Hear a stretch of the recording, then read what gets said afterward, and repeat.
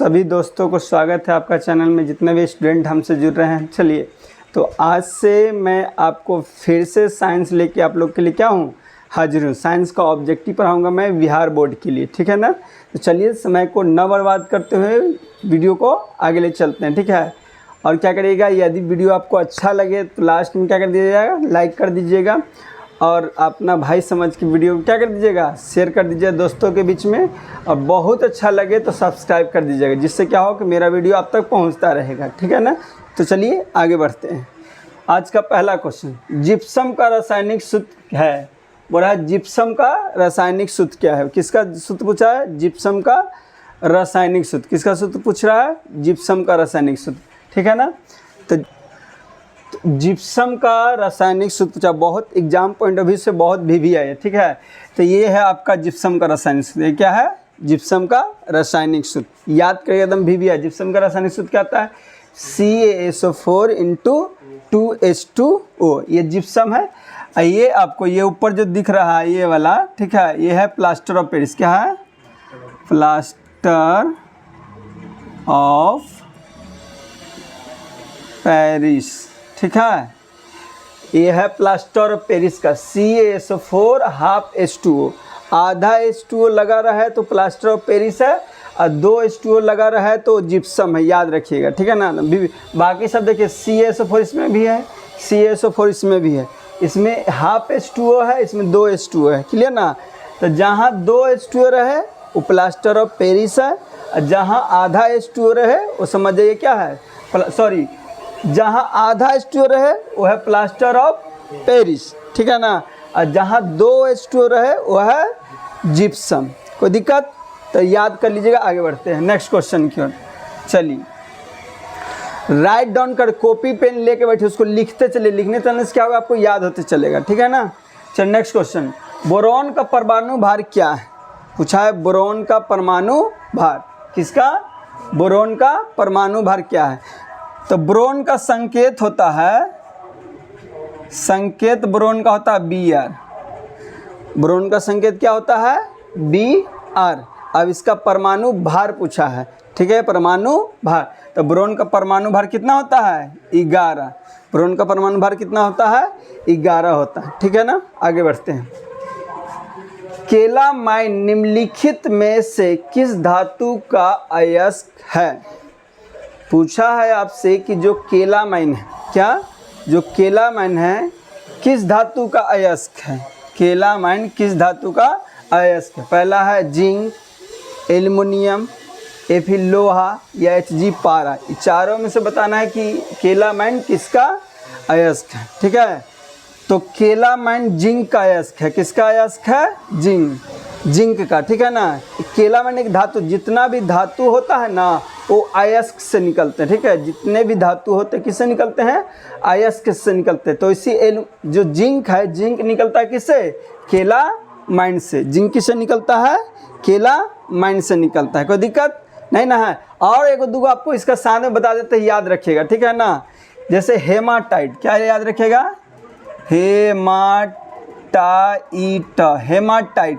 Haematite से लोहा निकलता है। क्या निकलता है, लोहा, यानी Zn है Fe, ठीक है ना।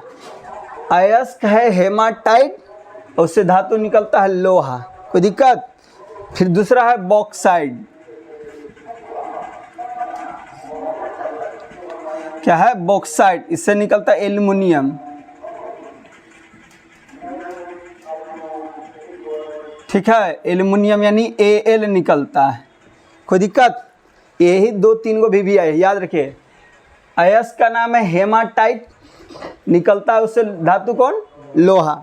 दूसरा है बॉक्साइड, बॉक्साइड से क्या निकलता है, एल्युमिनियम यानी Al। कोई दिक्कत। तो आपको पूछा था केलामाइन किससे निकलता है, तो जिंक। कोई दिक्कत, केलामाइन किससे निकलता है, जिंक से। तो इससे बाहर कुछ भी नहीं आएगा। राइट डाउन करते चलिएगा, जिससे क्या होगा, आपको याद होते चलेगा। वीडियो अच्छा लगे तो लाइक करते चलिएगा, दोस्तों के बीच शेयर जल्दी से कर दीजिए। तो और नए हैं तो चैनल को सब्सक्राइब करते चलिएगा, ठीक है। आगे बढ़ते हैं। चलिए नेक्स्ट क्वेश्चन, अमोनिया के एक अणु में नाइट्रोजन एवं हाइड्रोजन के परमाणु का अनुपात है। बोला आपको प्रश्न क्या है कि जो अमोनिया होता है, अमोनिया में नाइट्रोजन और हाइड्रोजन के परमाणु की यानी परमाणु का अनुपात पूछा है, यानी कि नाइट्रोजन का एगो है और हाइड्रोजन का एगो है, उसका अनुपात बताना है।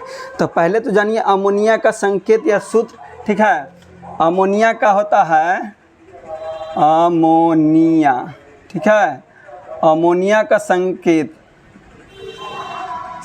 या सूत्र, संकेत बोले या सूत्र बोले तो क्या होता है NH3, ठीक है।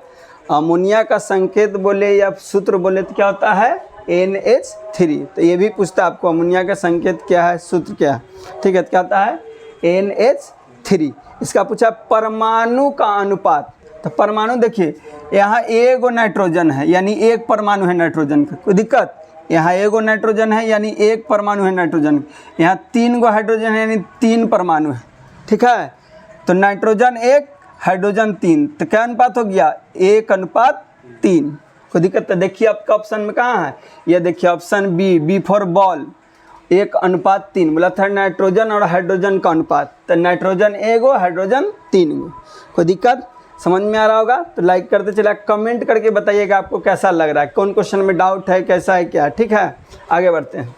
नेक्स्ट, निम्नलिखित में से कौन पराग कोश में पाया जाता है। बोल रहा है कि कौन है जो कहाँ पाया जाता है, पराग कोश में, ठीक है। तो पराग कोश में पराग कण पाया जाता है। पराग कोश में क्या पाया जाता है, पराग कण, ठीक है। पराग कोश में क्या पाया जाएगा, पराग कण, याद रखिएगा। पराग कोश में क्या पाया जाएगा, पराग कण। बोलिए पराग कोश में क्या पाया जाएगा, पराग कण। बोलिए ना, पराग कोश में क्या पाया जाएगा, पराग कण। कोई दिक्कत। आगे बढ़ते हैं नेक्स्ट क्वेश्चन की ओर। चलिए नेक्स्ट क्वेश्चन देखिए, निम्नांकित में से कौन पादप हार्मोन नहीं है। ये 4 ऑप्शन है, आपको देख लीजिए, ठीक है ना। चारों ऑप्शन में से आपको बताना है कि कौन पादप हार्मोन नहीं है। पहले तो जानिए कि पादप किसको कहते हैं, ठीक है। पेड़ पौधा जितने भी है सबको हम लोग पादप कहते हैं। तो जैसे मनुष्य, उसमें भी कुछ हार्मोन पाए जाते हैं, पादप में भी हार्मोन पाए जाते हैं, ठीक है। तो यहाँ 4 गो आपको दिया हुआ है ऑप्शन, इनमें से कौन है जो पादप में नहीं पाया जाता, यानी पेड़ पौधा में नहीं पाया जाता। तो ऑक्सीटोसिन पेड़ पौधा में नहीं पाया जाता है, ऑक्सीटोसिन पेड़ पौधा में नहीं, ये मनुष्य में पाए जाने वाले हार्मोन्स, ठीक है। ऑक्सीटोसिन क्या है, मनुष्य में पाए जाने वाले हार्मोन है। कोई दिक्कत नहीं ना। तो आगे बढ़ें, चलिए नेक्स्ट, अलैंगिक जनन की विधि है। बोल रहा है कि अलैंगिक जनन की विधि क्या है, क्या बोला है कि बोला इसमें अलैंगिक जनन की विधि है, यानी बोला किसमें अलैंगिक जनन की विधि होता है। अच्छा, आपको बीजाणु जनन, मुकुलन या विखंडन, बोला कि तीनों में से बताइए कि किसमें अलैंगिक जनन होता है। ऐसे जनन 2 प्रकार का, जनन कितने प्रकार के होते हैं, 2, एक लैंगिक एक अलैंगिक। एक लैंगिक जनन और दूसरा अलैंगिक जनन। कोई दिक्कत। तो इसमें पूछा आपको क्या, अलैंगिक जनन की विधि कौन है। तो अलैंगिक जनन बीजाणु में भी होता है, यानी इसमें भी होता है, मुकुलन में भी अलैंगिक जनन होता है, और विखंडन में भी अलैंगिक जनन। यानी आंसर आपका क्या होगा, इनमें से सभी। यानी क्या आंसर होगा, इनमें से सभी, ठीक है। सभी में क्या होता है, अलैंगिक जनन होता है। कोई दिक्कत। आगे बढ़ें, चलिए आगे बढ़ते हैं। चलिए देखिए नेक्स्ट क्वेश्चन। क्वेश्चन है, मेंडल ने अपने प्रयोग के लिए किस पौधे का चयन किया था। फिर से आप लोग पढ़िए, चलिए समझिए। बोला कि मेंडल ने अपना जब प्रयोग किए थे तो कौन पौधा पर प्रयोग किए थे, ठीक है, कौन पौधा पर प्रयोग किए थे। तो पहला ऑप्शन है मटर पर, चना पर, गेहूं के पर, या इनमें से कोई नहीं। यानी बोला किस पौधा, यानी कौन सा पौधा था जिस पे मेंडल साहब क्या किया, अपना प्रयोग किए थे। तो आपको हम बताते हैं कौन पर किए थे, मटर पे। किस पे किए थे, मटर पे अपना प्रयोग किए थे। मेंडल साहब किस पे प्रयोग किए थे, मटर पे अपना प्रयोग किए थे, ठीक है।